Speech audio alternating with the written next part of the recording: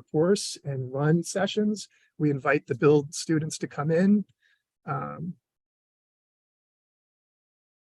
and use the space to build out projects, and I work with them one-on-one. We also have a couple people that work with me that help students with getting up to speed on the technology.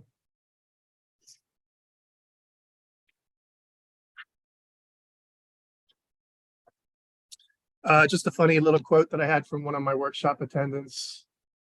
They learned how to do 3D design and 3D printing in 15 minutes, an hour, but they had no idea where they parked on campus. Couldn't help them with that. So this is some of the tech that we use at the build. With VR, we do have a really high-end HTC Vive headset, which is tethered. It has a lot of computational power, so the quality of the VR experiences is exponential to the smaller headsets that you guys have seen, maybe Google Cardboard or the Oculus Quest. So some of the devices like the Oculus Quest 2 and the Oculus Quest Pro are they have the computer inside them, so they don't require you to be tethered to a high-end device. The Vives, the Oculus Rifts, and some of the other ones do require you to be connected. We also have some Google Dreams, which have been sundown. They don't make them anymore. But they're the basic devices where you put your phone in the headset, put it on your head. And then the experience you're having is called 3 degrees of separation, 3 degrees of freedom. And what that means is you can't move in this space, but you're limited to moving your head up and down, side to side, or pivoting, all the way around. So those are the 3 degrees. With a virtual reality headset, you have 6 degrees of freedom, and that allows you to stand up and walk in space and move around as you would in a physical world. I often will say real world, physical world, virtual world. One thing that I tell my students is this idea of virtuality. When you're in a headset and you're having an experience, a virtual experience, it's a real experience, right? If you're taking a course online, it's a virtual experience, but you're learning. It's a real experience to you. And I always like to make there's a really great VR experience of Lincoln's Gettysburg Address. And so there's a difference between me having you memorize the Gettysburg Address versus me putting you in a headset. And now you're standing in the crowd looking up at Lincoln, and the soldiers on horses are pushing the crowd forward, and you're getting the sense of being there. And so now you're having the experience of Lincoln's address, which is definitely different. So AR, we mostly don't have devices for AR because it's mediated between a mobile device. So a lot of times we'll have content creation tools at the build where you can build AR. And I'm going to talk about these. I'm going to show you examples of these 3. We do have the Microsoft Halo Lens, which is it's a little different. You're not in a virtual space, you're in a real world space with overlying augmented content. And because the glasses have cameras, they can scan your space in real time, and I can know that this desk is here, and I can place virtual things on this physical desk. We also have 3D printing. We have 3 different printers, 3 different types of printers, and these are really primary. These are the primary tool in the build. A lot of students will come and use these. They create digital content, and then they physically print them out. Jim, yeah, sure. So for those of us who haven't followed how 3D printing has changed or not in the last 3 years, can you summarize? Sure. So I guess 3 years ago, sure. So the question is, has anything changed since the Apple Pi's last meeting at the build three years ago with 3D printing? Yes, exponentially. A lot of the change has been in digital capture, using photogrammetry has been around for a while, using cameras to capture a real world object, send them up to a computer that's computationally changes and it solves for the geometry, and then it sends you back a 3D image or 3D object in a 3D space. From there, you can go into virtual worlds, you can go into AR, or you can print it out on a 3D printer. So you actually have a physical object of this. I'll show you a couple examples of what I think are really cool tools for that. One of the big changes is volumetric scanning. And that's using this, it's not LiDAR, but it's which is another scanning device that Tesla uses for self-driving cars, right? It can scan its environment, it can see like a person walking. But the volumetric is much more detailed.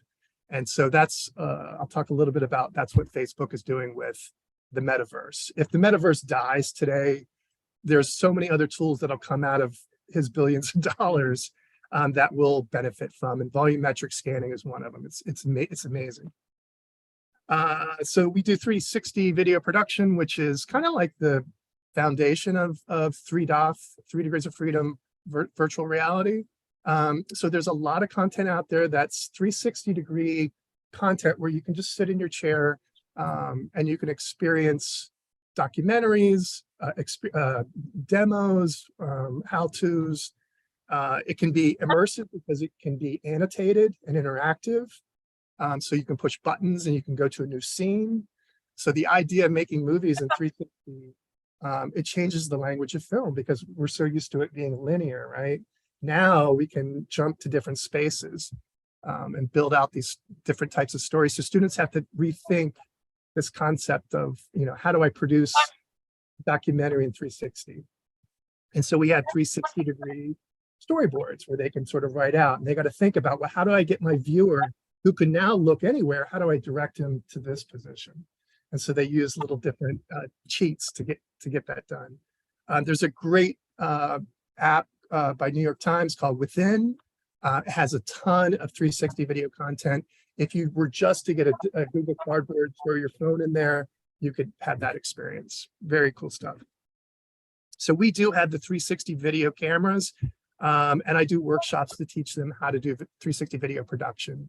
It's a lot of fun because, again, it's really interesting to see what these students take this new tool and they do things that I would have never thought about. So it's very cool.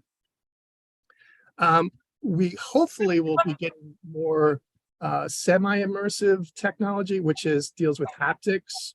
So over at the Build, I have a device called Leap Motion. And what it does is it scans your hands. And so instead of being in a headset, I'm looking at a flat plane display, but I'm going into it virtually with the scanning of my hands, right? And so there's lots of, there's content creation you can do with that. There's lots of fun games you can do with that. I can think of a lot of different applications, like being in a lab, teaching students how to pour things or handle things safely. So really, and that's without having to go into. The company Leap Motion has created amazing haptics that are wearables that there's a device, it's a flat device, you put your hands over it, and when you're holding a ball virtually and you're looking at a display, you can actually feel the object because of the energy that's coming off these flat boards. So very cool. Yes. So the first 3 rows of columns don't have hardware listed. Do you use basically any hardware or associated with the VR headset, AR stuff, or you need gaming capable hardware? Sure. So at a minimum, oh yeah. So the question is, as far as the spectrum of devices go, what is required to have VR experiences? And I say at the minimum, your phone, right? I think everyone's phone, if they bought it in the last 4 years, has the accelerometer, the magnetometer, and a gyroscope. So all these tools that Android or iPhone will use to create the sense of immersion. You can go further back than 4 years. I mean, the New York Times, the 6S Plus. I was going to say 6. Yeah.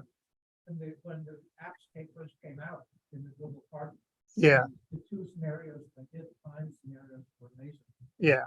If I didn't keep my hand anchored on this furniture as turn around and looked at stuff, I could have fallen over or banged into things. Yeah. So as far back as Apple 6, I think the Androids had some issues. We had a bunch of Androids around the time the 6s were out that didn't have some of the tech in it that didn't allow you to get the full experience. Yeah, you don't need a laptop or desktop. You just need a mobile device. We do it with our iPad. We have an older iPad that can do a lot of AR contents. As far as building content, you would need like a laptop, and there's definitely a ton of applications that from 3 years ago for example, photogrammetry, we were using really high-end Autodesk tools. And that tool is really more for Leica lasers that are like $400,000 where they go out and do geo, scanning. But there was a little tool nestled inside it that was photography capture. And for some reason, they used to have it as an app and they got rid of it. And now it's just it's embedded in this. But because Mason can download it for free, students can get it for free, I just have them pull the tool out and use that. And what that allows them to do is use their phone to digitally capture real world things like a scan of themselves or down at a museum, they could capture a sculpture, bring that into the digital world, modify it. So we had one student project where he had a Greek statue that was here in DC, and the different part of the statue was over at the Tate, right? And they're not gonna let each other, they're never gonna put them together. Well, he downloaded the STL files, which is the file type for 3D objects, and he combined them. And he said, now this is what it probably looked like. And so that was a really cool project. And then he 3D printed it out and was able to present it in the classroom so people could physically touch it. But yeah, so the photogrammetry, yes, I could do, there's phone apps for that, where I can, there's phone apps for AR content creation for, I would say limited VR, because it would have to be like 360 capture. And then, yeah, at a minimum, a Google Cardboard, $7. Put your phone in there, you're good to go.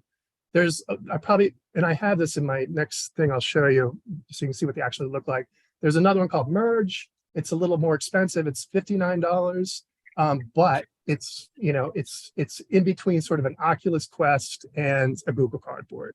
You're still not getting the 6 degrees of freedom, but you're able to do a lot of content. There's tons of YouTube videos that are VR within. Again, is a great application. Yeah, so at a minimum, if you go to these conferences, I have one over at the Build. I'll show you. They're like $1.50 little plastic. The kind of old, what was the toy that you put up to your head with the disc? What was it? Viewmaster, yeah. So it looks like a Viewmaster. You just put your phone in there and you just hold, it doesn't have a strap, so you just hold it up to your head. And even that is pretty cool. So software, I won't go into this deeply, but this is a lot of the software that we focus on at the Build. And within my class, and I can tell you right now, go to AR, VR applications that you can experience right now. Google done a really great job with Google Lens, Google Blocks, Google Expeditions is still around, which is kind of where you can do like a Google tour and you can annotate it. I had a student do a project where Wayfair signage, she couldn't tell, like, what's the name of the buildings on Mason? They're not, all the signs are hidden behind bushes and things. And so she did a virtual tour where you could walk through and experience it yourself, how easy it is to get lost. Another one is called Mozilla Hubs. This is Firefox's. Ton of VR, AR stuff that's free that you can experience like right now. You don't need to have a headset, although it's highly recommended. You can kind of get a sense of what it is. So for AR, the tool that we used last time where with you guys, we built, we did our business cards and we made them augmented using an app, using a program called Blipar, which is an app.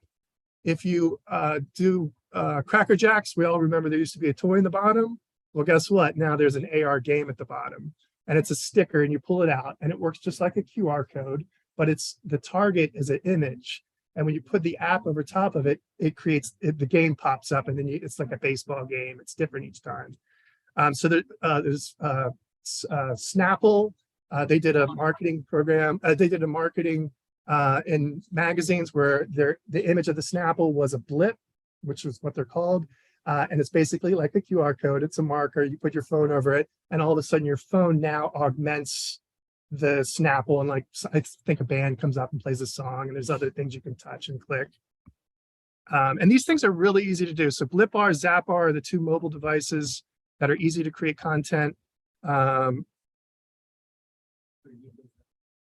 Yeah, so for BlipR, you need the studio on your computer to make them. And now what they do is, used to be free for everything. I think they give you 5 free, and then they charge you per one you do. So what I did for my students is I had them augment, using BlipR, augment their LinkedIn page. All right. And so normally when you see these AR experiences, you'll see a little logo on the side that says this experience, this is augmented reality, and if you hover over it, it takes you to the app to download very quickly, and then you can have the experience. And so what we had to do is augment their LinkedIn resumes so that it's more robust. There was more media based. So, so when they hover over my picture, a video pops up and it's me. I say, hey, how's it going? Welcome to my page. This is what I've been doing, etc. And then all my links become, and then when you pull it away from the screen or from the marker, it stays with you stored. So you can get home and click on it, and then all those AR interactive components pop up again. I am Excuse me, Jim. not going to talk about this. About the BlipR app. Yeah, the BlipR app that we use last. So has that been improved? So I was trying to remembering from it. I was trying to listen to you. So you still have to download the BlipR app. You still have to have the app. Yeah. I'm surprised they haven't solved that. Yeah. Yeah, because I think there's a lot of money behind, use my.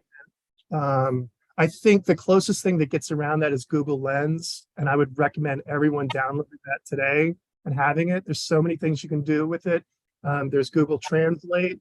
You can hover your phone over, a menu that's in Japanese and immediately get the translation. Do you know about Air Cards? Air Cards is The little is a live business card like that. I think it's Yeah. in England. Yeah. Offices in New York. The thing that got my attention about that is that you didn't need the app to access the AR content. Yeah. So they were kind of ahead of the game in that respect. Yeah, that's so the idea of a universal marker that like creates, I think that's where we need to be. Anyways, so we have 3D design tools, our Collaborate, metaverse tools, workrooms. I'm going to show you me in a workroom. These are my top 3. Spatial IO is amazing because when you go there, it's free to sign up. It's a metaverse, but it's also a collaborative space. Same with Facebook's Horizon World. That's the metaverse for Facebook, but they also have a thing called Workrooms, which is I can place myself in a teaching theme, right? I would be at the front just like I am now, and all my students can come in virtually and sit at the tables, sit at the desks up there. And then I can also bring in people from Zoom. So if someone doesn't have a headset, I can bring, and they'll see us in the virtual space, but they'll just be flat screen like we're used to. And I'll show you what that looks like. Spatial is my favorite because what they do for your avatar, whereas Facebook's is a little cartoonish right now, Spatial, what they do is they scan your face with your webcam as you're creating your avatar. So as you're signing up for it, that's the second step. And when it scans it, it actually looks just like you. And they just added legs, which I'm glad, the rest of the body, because before it was just from the waist up and people are moving around in space, kind of weird. But yeah, I have that set up over at the build. So if you guys want to sit down and try building out your avatar, it's a lot of fun.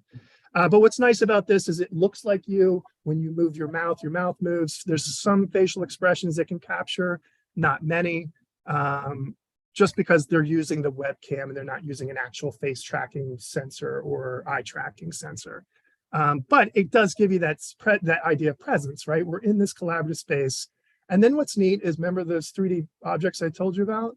You could import them into the space. So if I had that fossil that the STL file, and I brought it into a digital space, I could bring that into our collaborative IO space, a spatial IO, and I can hand it to you and you can physically hold it and look it up. And there's lots of other tools in there, whiteboards. I can make my computer screen as big as I want. I can move it over here. And you can very easily build out these rooms to customize them. And I could put up like George Mason on the back or whatever I want to do.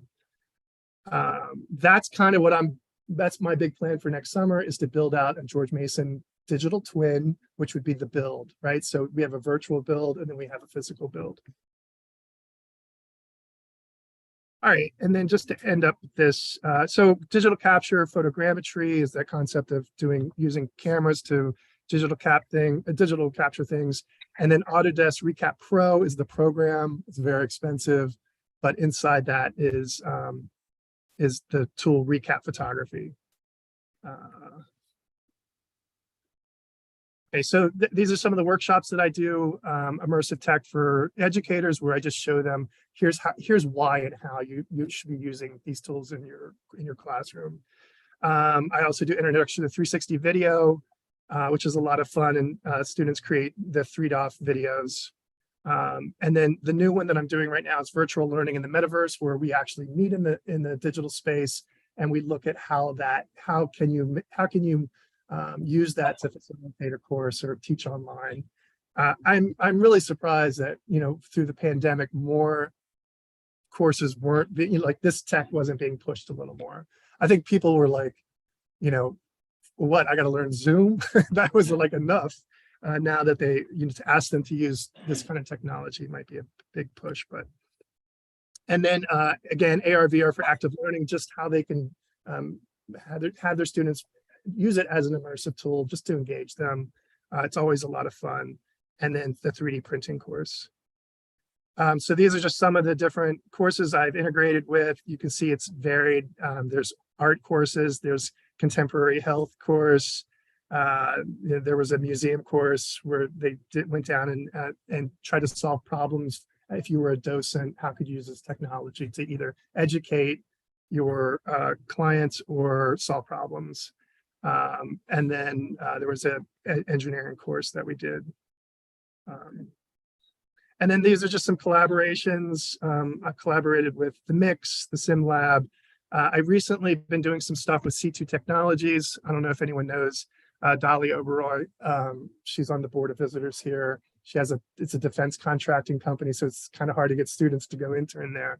But they're doing tons of stuff in virtual reality with training the military, training mechanics on airplanes, so they can go in and learn the processes in VR. It's so cheap, and then they can physically apply that to real world sources. And they do have a metaverse where the military go in and train operations. It's really phenomenal. They do a lot of digital twins, which is basically they make a copy of an airplane or weaponry or anything like that, and then people can go in level and sort of figure those things out. And then also with pilot training. Jim? Yeah. So if the military is using this metaverse, would that spin out to be an alternative to the Facebook world for metaverse? Yeah, they're very similar. Yeah, so is there any similarities between military applications using the metaverse and maybe say academia? Yeah, they're very similar. I think when you look at the marketplace, one metaverse space is called Decentraland. And if anyone doesn't know, what is this? What is this technology? So, originally we had the web 1.0, then now we're kind of in the end of the web 2.0, where it's all about social media and data transfer and interactivity and things like that. And then there's the Internet of Things, which is, oh, my internet can turn on my lights at home, or it can actually interact with objects. Well, with web 3.0, which is like the new thing, it's all based on cryptocurrency, NFTs, And it's based on this idea of this blockchain and transparency. And so the metaverses are really kind of like an open space for you to kind of go do whatever you want to do in there. And so how does a company like Nike leverage the metaverse? Well, when the Australian Open was going on, that's where I went and actually watched it. I went into Decentraland. There was the stadium. I walked into it with my avatar, and I was looking down on a two-dimensional screen of the games, right? So I got to experience it. Like, I saw people sitting next to me that were real people. And it's the Wild West, it's not a place for kids, I think, right now. But and then what was neat when I went outside the stadium, there was a street. I looked across the street. There was a Gucci store. I went into the Gucci store, and I could try on a Gucci jacket and look down and take a picture of myself. I could purchase it, right? And then there was the Nike store in the corner. I could go in and try some shoes on. And obviously, I'm not physically trying them on, but I can kind of see what they look like or experience them in that virtual world. So that's just some applications. If you think of like a military application, obviously they could build out, maybe a scenario, like a military operations scenario, and they could go in virtually. I think a lot of mixed reality is happening in the military, where they can take it into the field and their devices are on their own. All right, just so for this last part, I just want to show you some examples.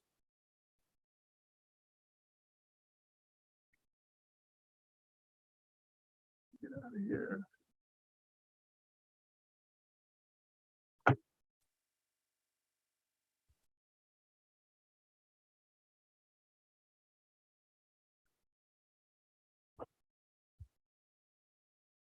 Okay, so a lot of this,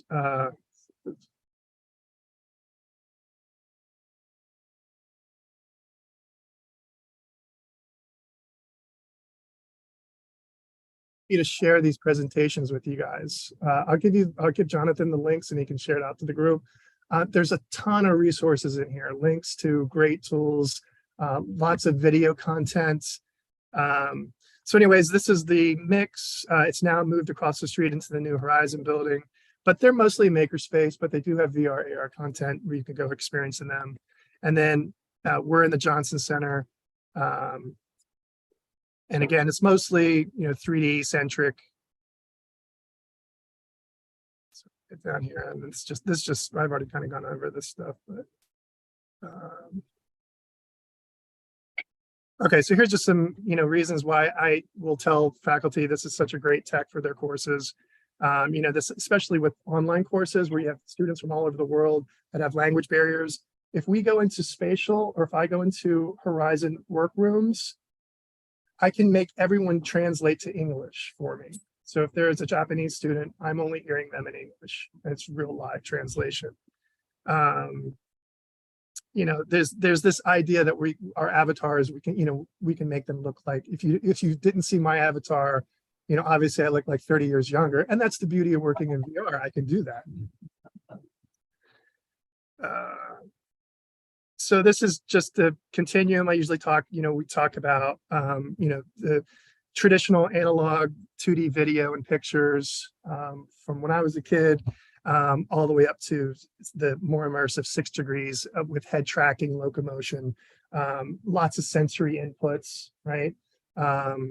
When you're playing with the Quest 2 headset, there's a game in there. It's a Star Wars game, and you can go into this dojo and practice your lightsaber moves, right? Like Luke Skywalker did with that little guy that comes out and shoots lasers at him. Well, when one of those lasers hit your lightsaber, there's a vibration on your hands, and because of your visual senses, the audio senses, and this little shaking on the thing, it makes it feel like you're really, like you feel like the lightsaber's heavy too, My first VR experience was with a medical company. They built this medical lab to train clinicians. I believe it had something to do with childhood leukemia, where the clinicians had to prepare the blood for the transfusion a very specific way. It was like 12 steps, and it all had to be done in these coolers with their hands. And so what they did is they built this whole 6-degree VR space out for them. And do a VR with Quest, at least, what you see is you see the pass through. So I see the room here in black and white, but then I see my digital space and it looks like digital chicken wire. And you step into it and you step into the digital world. Well, when I stepped into that lab, I looked down, I was wearing a white coat and I had gloves on, and I got the sensation that it was cold in there. It would be in a room. And it blew me away. And, so what's cool is, you go in and you go through the steps. If you miss one, it stops you and makes you repeat it. So it was a really great solution for being able to train thousands of people very cheaply, sending them an Oculus Quest headset. Sure. I just took a tour a month or so ago. I know that has built a lab just like that for training surgeons. Isn't that amazing? And completely immersive. You're looking around, start out in whatever room you're in, and you go into it, and now you're in an OR. Yeah. And it's a fully equipped OR. And you, as you said, you have the feeling of identity. You're Yes. being there, and you're surrounded by other people, and you work through something, not working on live people. Yes. Yeah, it definitely. So that was at Inova. Yeah. So Inova virtual lab, and then here at Peterson, they have something similar for virtual labs where you can go and sort of train in these VR situations that really do. And here's the thing, a lot of this, virtual reality worlds are not real worlds, right? They've been created by, like say Maya or Vuforia or Unity. And, for me to go into Unity and build a virtual space, I'm not a Unity developer. It's going to take me a long time to learn that tool. So building content is really the hard part. Us as consumers, what we want is templates, right? And so we want for like a Meta's workspace. I want the room already built for me. I just want to go in and use the tools in there, kind of thing. Let's see. I just want to. So.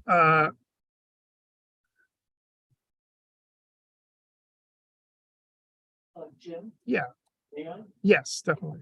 So do you think there's going to be a kind of an economy of developers building metaverse content?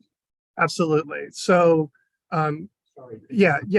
Is there going to be a new economy for the metaverse? And the metaverse isn't one space. It's, eventually I believe there's going to be a bridge that can connect, allow you to go from, different spaces. But each metaverse has its own economy. For Decentraland, I believe they use the token, the coin, crypto coin, Mana, MANA. And so for you to go purchase and receive money, that's the currency that they use in that space, right? So that gives that currency value within that space. And that's how a lot of people are making money in the metaverse. They're creating digital gambling areas where you can go in and bet on things. There's musicians that have a DJ space where you can come pay me, whatever, $10, and you can come in and I'm there in my virtual avatar. You're there in your virtual avatar, and we're having an experience. So when the pandemic started, a lot of us, went into Zoom for everything, right? For birthdays, I'm an old school bartender from way back in the day. And so me and my bartender buddies were meeting up in a Zoom session, like a happy hour.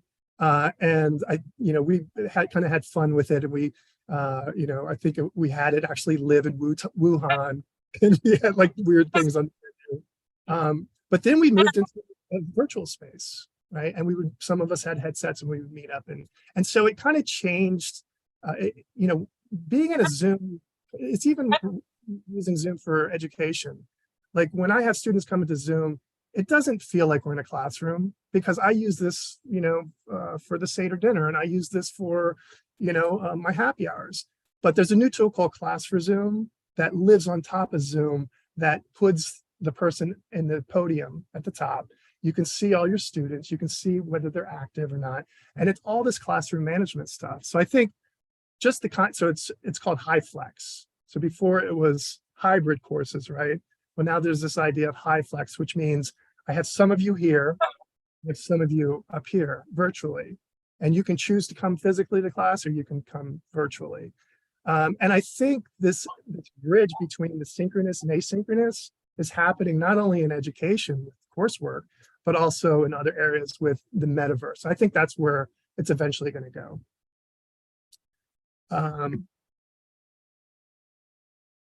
So I'll just assume I got 5 more minutes. And I'm just going to sort of going through here. So there's this idea of different types of VR. There's semi-immersion, where I talked about the handset, which I think you just saw a picture.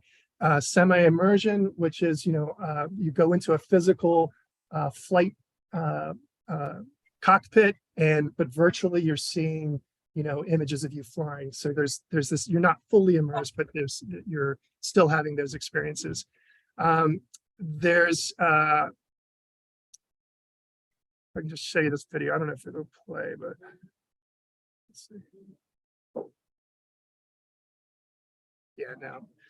So I'll just tell you what this is. So this is actually a few years ago. If you see the guy in the back laying down, he's on a flight simulator. And so these kids at Stanford, what they did is they had this idea, what would it feel like, to fly, to really fly, like if we were flapping our wings. And so they said, what they did is they built the table so it actually moves up and down, right? And then you have the headset on, so you're virtually seeing you going through a cityscape or whatever. You're flapping your wings, right? And they made it so that it was intuitive, right?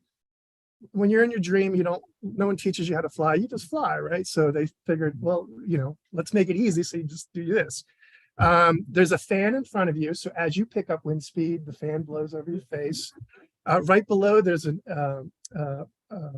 olfactory sensory input. And so they have these little different, not perfumes, but, just different scents, right? So if you fly over a lake, you smell the lake, or if you fly over the city street, you get some of the exhaust or whatever.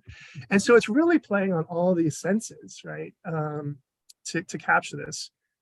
That's fully immersion. That's about as full as you can get. Very cool. And again, I'm going to give you guys these so you can go, when you get home, you can kind of go through. There's some really great stuff. Jim? Yeah. I think Ann Zabaldo had a question. Sure. From the Zoom audience. Do you want to follow up? Sure, Ann.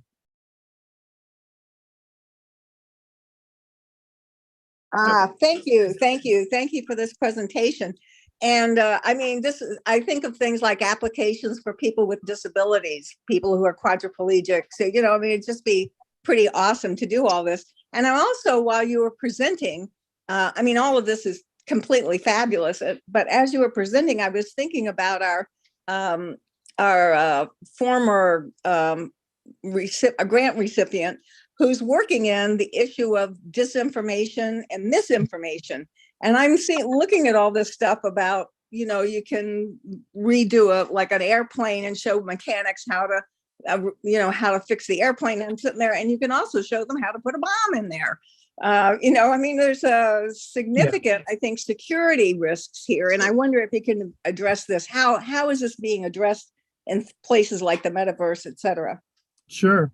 So Dr. Fox Harrell at the MIT CAIL, CAIL, Computer Artificial Intelligence Lab at MIT. He has a program, and I'll give you guys the link if I can find it. It might come with Jonathan's email with these presentations. And I would highly recommend the graduate students take a look at this, because it was exactly what she was talking about. But I want to say it's called Chimeria. And what they're doing up there, he's really big on virtual identities, because no one's talking about this right now, but most of us already have virtual identities with social media. Our picture is our branding, and some people go really deep with this, their brand on Instagram or Facebook, but it's not really us, right? It's a proxy of us. Well, there's nothing different than creating avatars. And so for your question about disabilities, most of us have heard of Second Life. Second Life is an amazing metaverse that's already been around for a while. And there's a great documentary, and again, it's in one of these presentations, you can play it, where it focuses on a group of people that do have very critical disabilities, that they can kind of go into these metaverses and create any kind of identity that they would like to. Some of it's realistic to who they are, and some of it's, fantastical. And that can really be, but there's lots of biases and these concepts that are in real world, they're in the virtual world as well. And so what Dr. Harold does with his lab is they use artificial intelligence to look at all different types of gaming, social platforms, and metaverses to see what's the implication of these virtual identities and these experiences and gathering data so we can speak more about what this means in the future. As far as the two that I have up here, this is an old VR experience that they did at Berkeley, and it's called when you lose an arm but you still feel like it's there. It's Ghost Limb, maybe. So what they did was this idea of ownership. When you're in a virtual space and you look at your virtual body, do you really own it? Does your brain think those are my hands and those are my legs? And what they did is they had people come in, they did research on this, where people that had an arm, they were an arm amputee. In the digital world, they had a real arm, they had both their hands out. And what they did is they had them like squeeze a ball or something like that. And then what the person in the virtual space in the real space was holding their hands, but it was also to the viewer, it was they saw virtual hands squeezing their fingers. And what they did is they went to hurt the hand that really wasn't there, and the person pulls back as if it's a real hand. So just all this, we're so new. I think in 10 years, people are going to look back and say, wow, I wonder, it wouldn't have been cool to be back in the beginning days because I think we're still there with AR and VR. This one on the bottom is a great video about identity swapping, right? So what they did is they have an actor on one side of the VR, and then they have a participant on the other, right? The opposite sex. And so what happens is the actor is seeing through the pass-through, it's seeing the participant. So if I go like this, the actor is doing this as well. But when I look down at my body, I'm now the opposite sex. And it really, when you hear about these interviews after people had these experiences, some people were crying because it was just so, and it's other just dysmorphias too, like what it's like to be, in a big fat body if you've never experienced that. So very cool where some of the research is going. I do, Sorry, Jim, sure, there's another question. sure.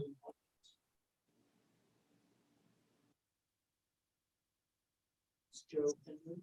Oh, sorry, didn't hear you, Jonathan. Just a kind of a quick and prosaic question. At the sort of the lower level of all this, when are they going to have headsets that are like really high quality that weigh essentially nothing and are affordable? A lot of the things that you're talking about don't require all the sensory stuff, but yet the headsets are either they need to be tethered to a fairly high-end computer, or they're heavy enough that sooner or later you get neck strain. So I've always been curious about that. Yeah, I agree. So I would say a couple things. As far as virtual reality goes, I believe there was a conference with IBM and one of Vive or one of the headset makers. And what they did is they created, using photogrammetry, they created a real world VR experience, right? So mostly what we've been seeing is someone goes into an animation program like Maya or Unity, and they build out a space, and our brain just kind of forgives that it's animated. We don't, once you're in there and you're picking up things and doing things, you don't really care that you're in a cartoon or whatever. But what does it take for these devices to get to the point where it's real world, like I'm in a video, or I'm in a photographic experience or a real experience. And so I think it was 30 seconds long. They had everyone in the audience put on headsets, and they've revealed this for the first time. Everyone put on the headset, and they were in a valley in Vietnam, and there was a big water buffalo walking, across the little river there, and you could look down, and it was, everything was real world. And then what blew everyone away, because we were talking about 3 degrees of freedom. Well, sure, I can go into 3 degrees of freedom. Then they said, stand up. And everyone stood up and freaked out because it was now 6 degrees of freedom in a real space. But they said that the computational power it took just for those 30 seconds, took like every computer IBM owns on the planet. So yeah, we're far from that. And so that analogy back to the headsets, I've seen a lot of headset prototypes that are coming out that look like the Star Trek, just like a little bar that goes across the eye. So yeah, they're definitely going to get more lightweight. The Oculus Quest 2 is multiple times lighter than the Quest 1. The HTC Vive is very heavy. That's the tethered one.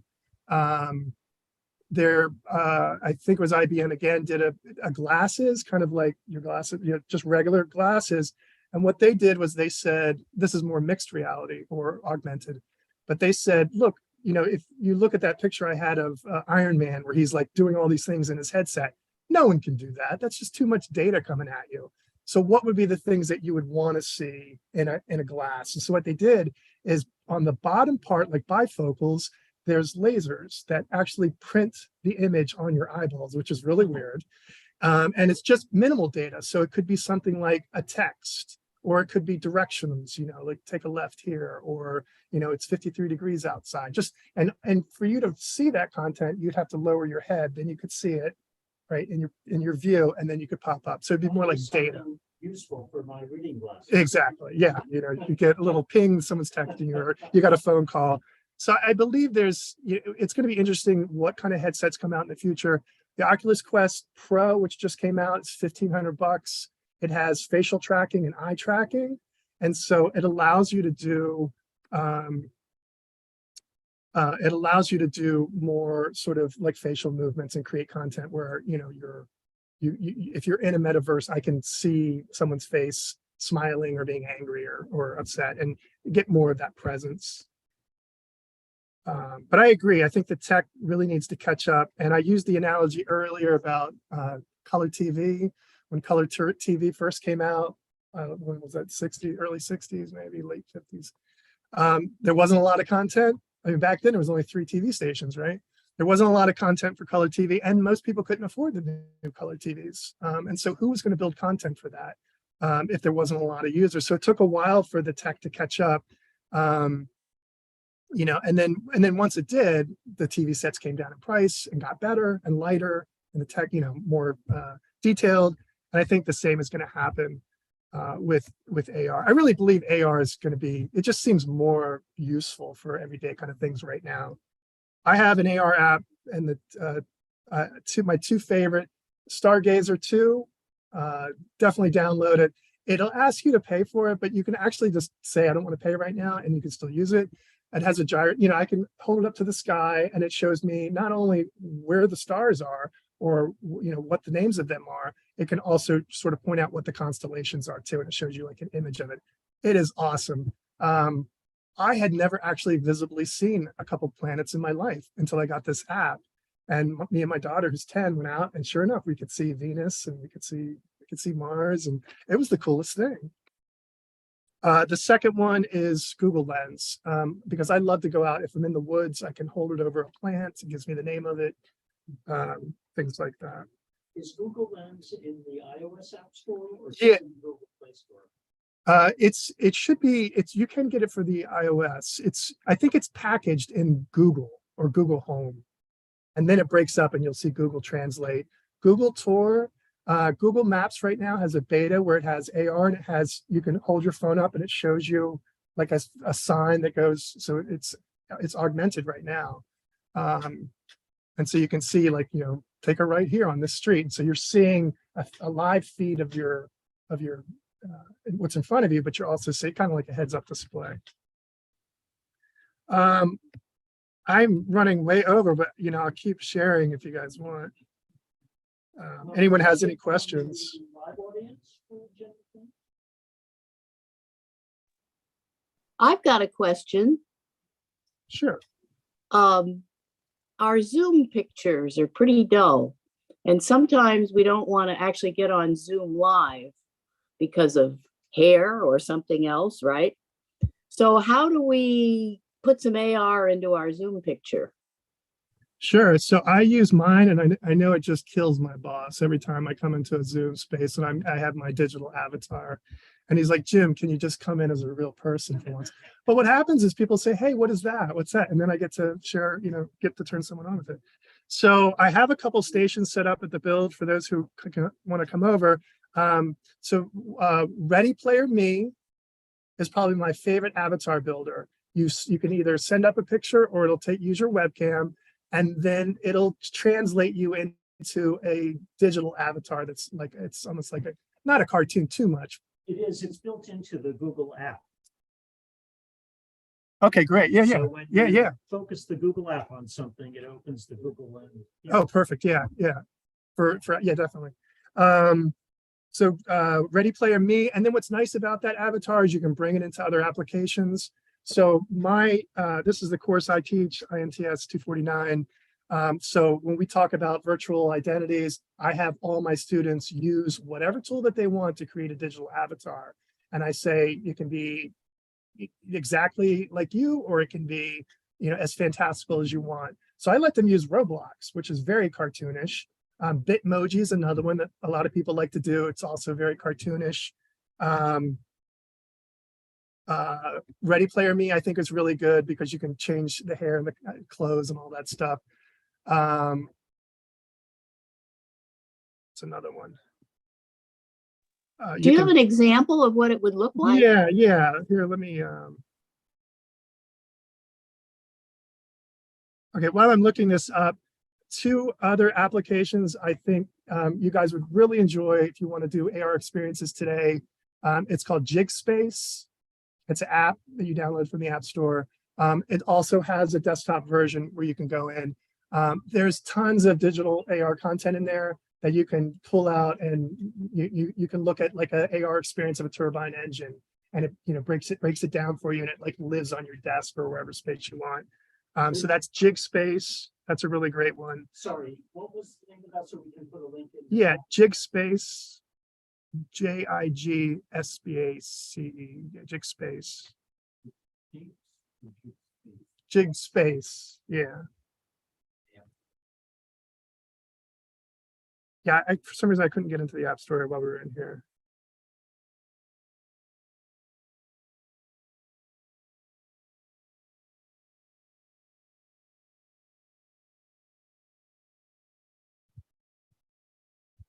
So I'm finding a example for you.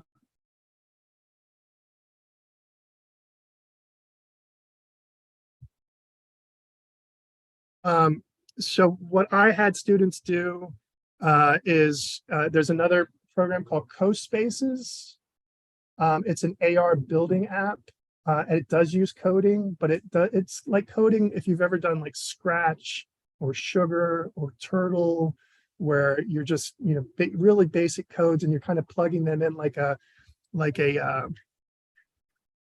puzzle piece, and you're giving instructions. So what I had them do is I had them follow these instructions to build a AR game of Jenga.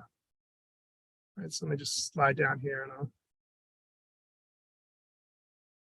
So here's the code. This is what the code looks like, right? Pull blocks. When block is clicked, push block, 2 directions position.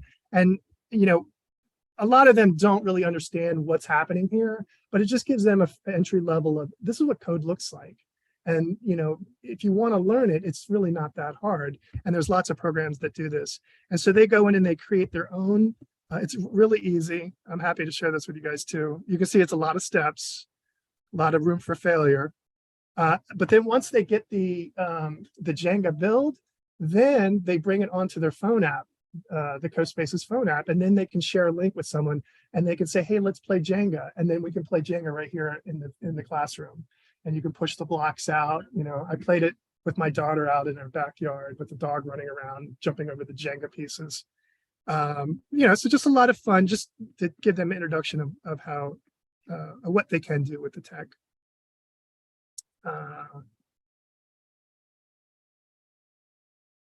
Sorry, I'm just.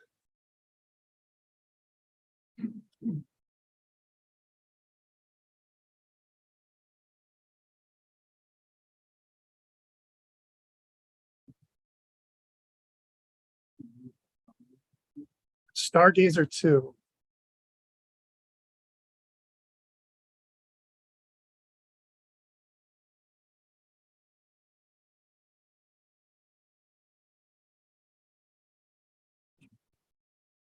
Okay, so here it is. I'll give you this, Jonathan. It's the link to that Chimeria. And this is a little short talk with Dr. Arrow. Okay, so this is what I wanted to show you. So remember I talked about creating avatars. So this is volumetric scanning that's coming out of the metaverse. Right now it's very cartoonish, but this is what this is the future of avatars right here. So all you need to do is scan your face. You make a couple funny faces, so it gets a So sense. what app is that? This isn't out yet, but this is Meta's new volumetric. This is that volumetric scanning I was talking about. That's different than photogrammetry. Okay. It uses the same tech. You can see how it creates this, right? This is what photogrammetry does too, but this is live action, whereas photogrammetry is stills. Mhm.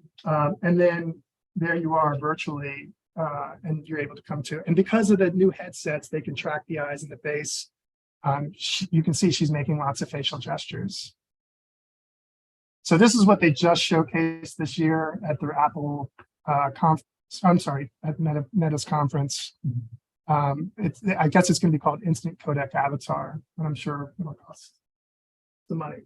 But there's a lot of things happening in this space with volumetric scanning, volumetric filming. So you know how like when you wear stereoscopic, the old school from the 1800s, and it looked like three-dimensional. Well, there's this type of technology where you can film spaces and make them immersive with headsets, and they're more three-dimensional. So there is a difference between if I'm in a virtual space, I have that locomotion and I can move around objects and things like that. But seeing is I'm not seeing the VR stereoscopically, and that requires multiple cameras. Like they took one up to Everest recently, and when you're watching that VR, you can see depth, right? I can see, I can see. It's kind of like that, like a 3D movie. Yeah, what I was going to ask is, do you think this high level ability with people would contribute to biometric security? Absolutely, yeah.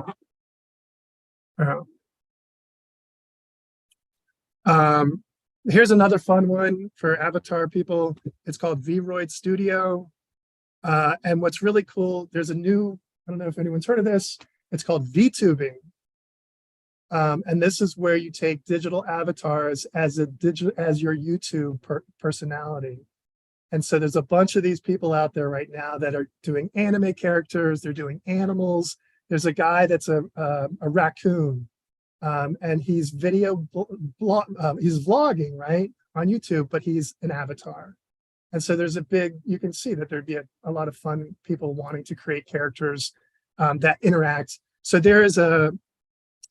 so once you create that I'm not going to find it right here, but it's in this documentation. You can actually, there's a website you can go and test out, and you use your camera, and you'll see your character opening its mouth and talking, and you can videotape that. And I could use that to do a lecture. And then the very last thing I'll show you, if I can get to it. Sorry, told you I was going to have to jump around a lot.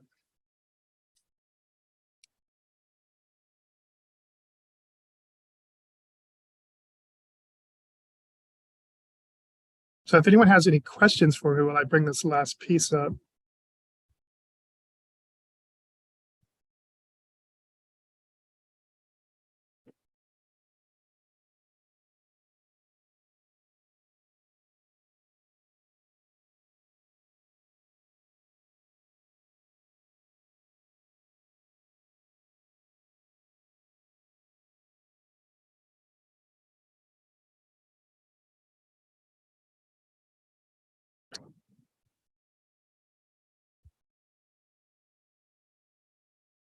So I took it there.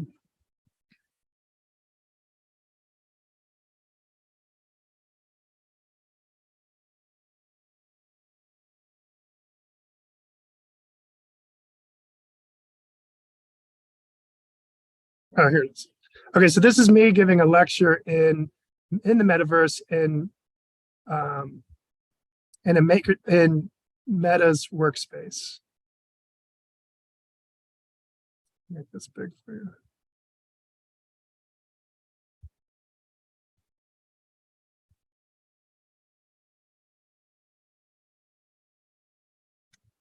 Sure why we're not hearing it though.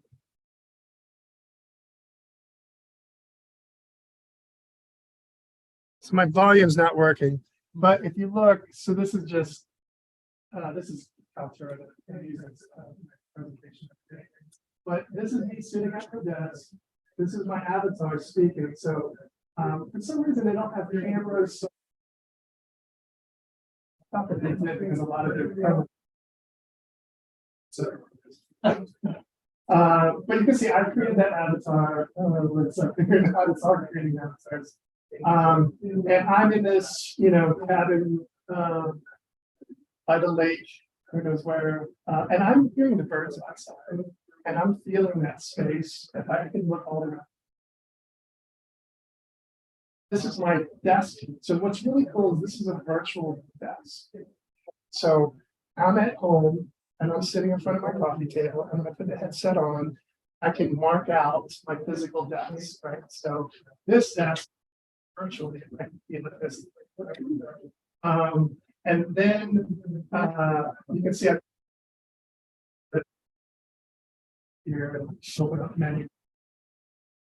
I got my presentation, I think, in a second. So I'm bringing up my computer, and so what'll happen is you can't see it here, but I can see it in the headset. I can see the password.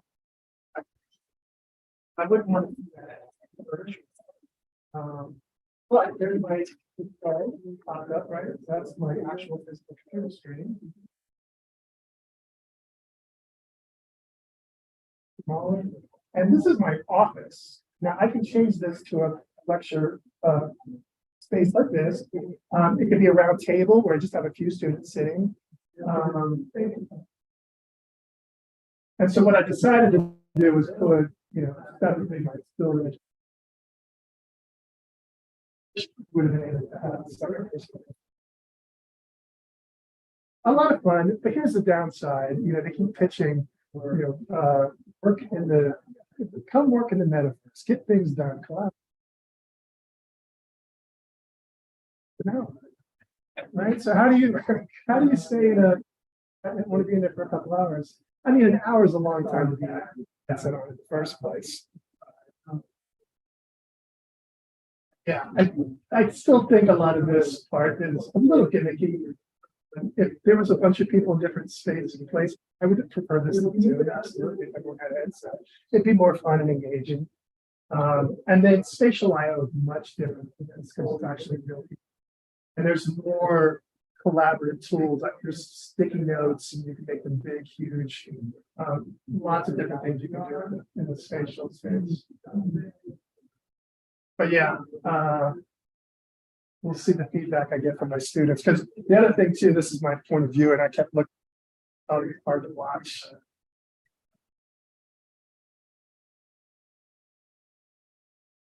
I mean, I have a ton more, but I'll stop there.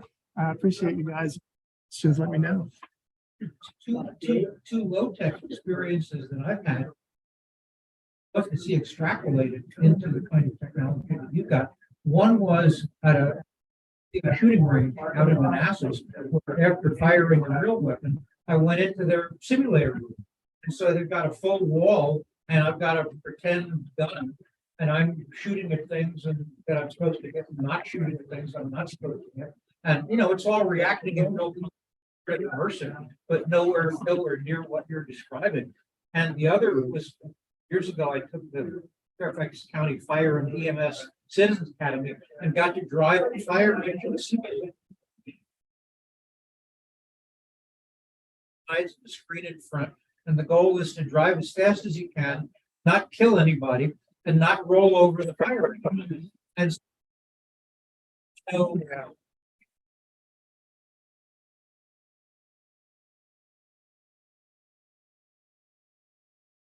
fire engine simulator. Yeah. Yeah, I think that's across the board with simulations. I would say the top three areas where I see the tech really taking off is definitely healthcare. There's a thing called digital bodies where it's projected based. And so we can, if a state, it's called the virtual mirror. It might be called, it's a mirror something.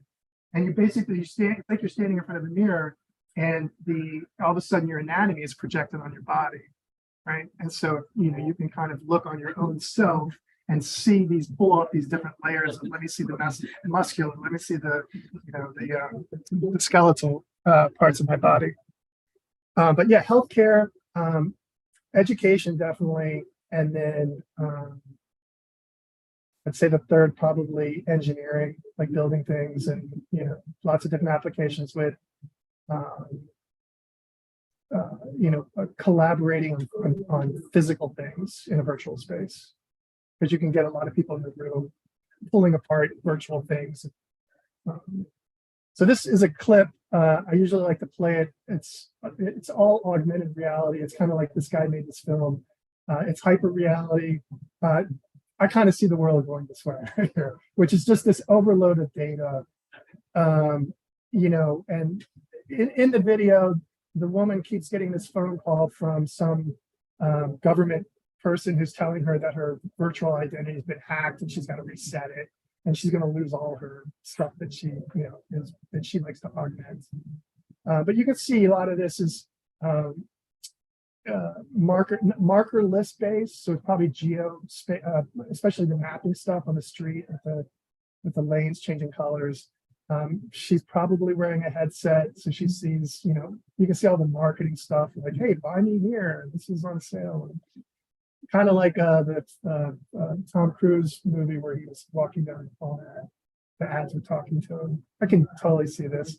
Eventually her headset breaks and she sees the real world. It sucks. But yeah, sure. I just for a moment. That's Len Adler from our Zoom audience for the door prize today. Oh, where'd it go? Len, you want to tell us whether you would like your tab a gift card as the door prize from today's meeting.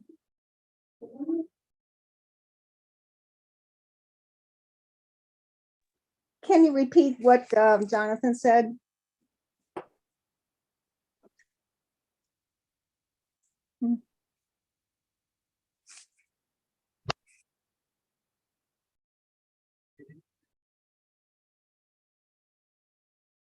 You repeat that one, Jen? Sure. I'm sorry. I don't know if I got it all. Well, I just put it in the chat. Okay. Who was it? Len Adler. You won the door prize today.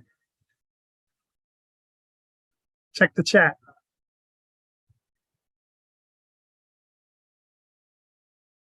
There's Great. Len. I'm excited. Hey, good presentation, very imaginative. Thank you.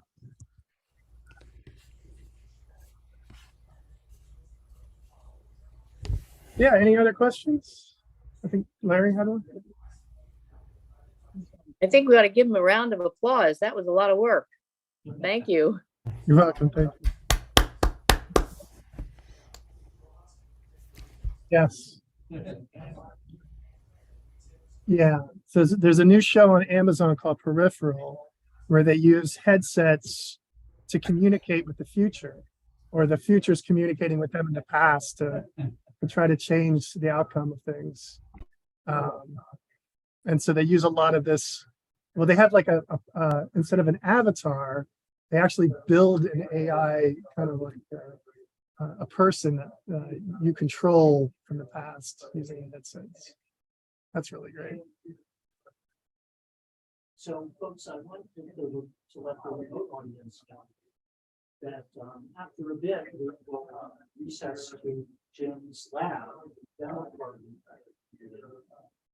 And I'll probably try to use the iPhone the stand to give you guys at least some idea of what's going on, but I can't guarantee how rich that experience will be for you.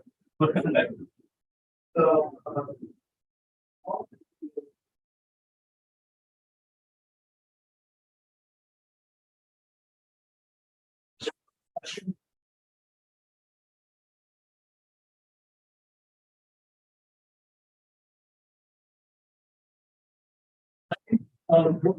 Roy, you never knew the last words before you read the no, wish they were here.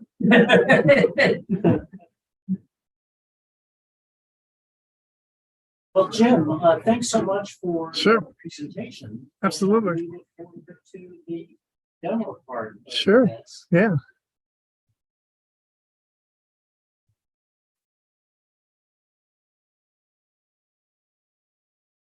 It was almost like being here.